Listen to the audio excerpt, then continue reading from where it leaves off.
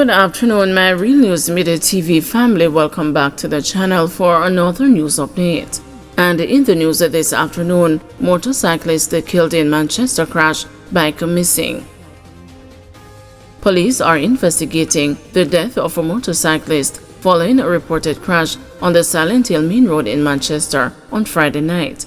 The victim has been identified as 34-year-old Rakesh Hanson, otherwise called Rox, a pump attendant and a resident of New Forest, Manchester. Reports are that around 7:45 p.m., Hanson was riding a motorcycle on the main road when he lost the control and crashed.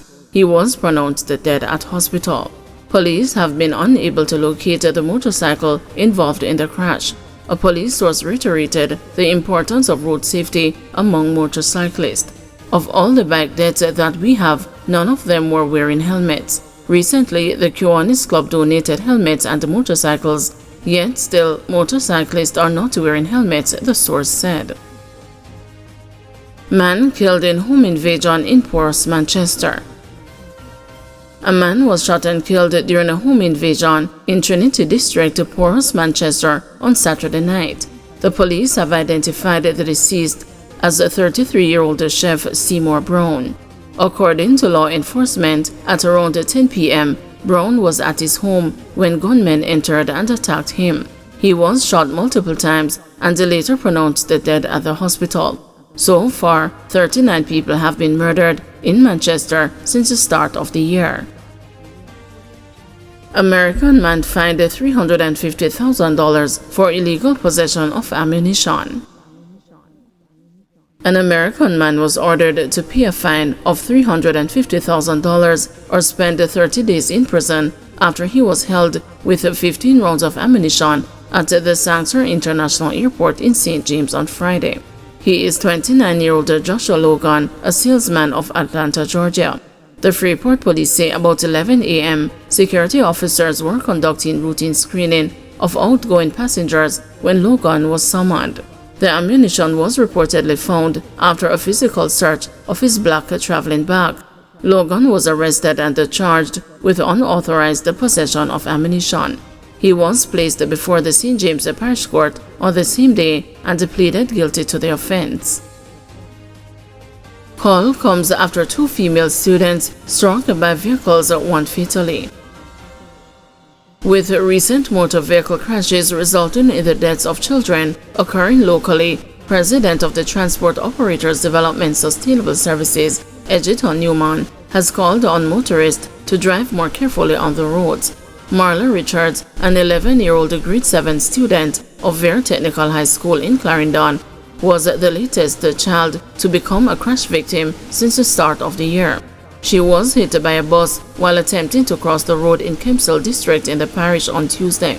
Another grade 7 student of the same school was hit by a taxi near the school gate while she waited on transportation to go home. She was treated and released from hospital with minor injuries. Newman, while addressing a TODS virtual meeting last week, pointed to the two incidents in making his call to motorists. "Please, for heaven's sake, drive safely on our roads," he said. "We want to send our condolences to the family of that young student in Clarendon who was hit down. I understand by a bus. We have to take it easy on our roads," Newman added. He also sent his sympathies to the student who was injured after being hit by a taxi the same day that Marla was struck by the bus. In responding to calls that have been renewed for a rural transportation system for school children, Newman said some of his operators may lose their income if such a system is established. But if we have to do so, let us do so. Life is important, he stated. 24 killed in 21 fatal crashes during August, says ITA. 24 road users were killed in 21 fatal crashes during the month of August, according to the Island Traffic Authority. This represents an 8% decrease in fatalities and a 19% drop in fatal crashes when compared with August 2023. During the month, pedestrians accounted for 8% of the road users killed. Private motor vehicle drivers also accounted for 8%. Of note is that there is no private motor vehicle passenger fatality during the month. However, motorcyclists, who are considered among the most vulnerable road users, accounted for 63% of the road users killed during August. The ITA said males accounted for 83% of the road fatalities, while females accounted for 17%. The parishes of Trelawney and St. Andrew each accounted for 21% of the road deaths, while Hanover and Westmoreland each accounted for 13%. Overall, 272 people have been killed in 233 fatal collisions since the start of the year, for an 11% and 18% decline respectively. It must be all hands on deck in fight against the crime, says the JCF.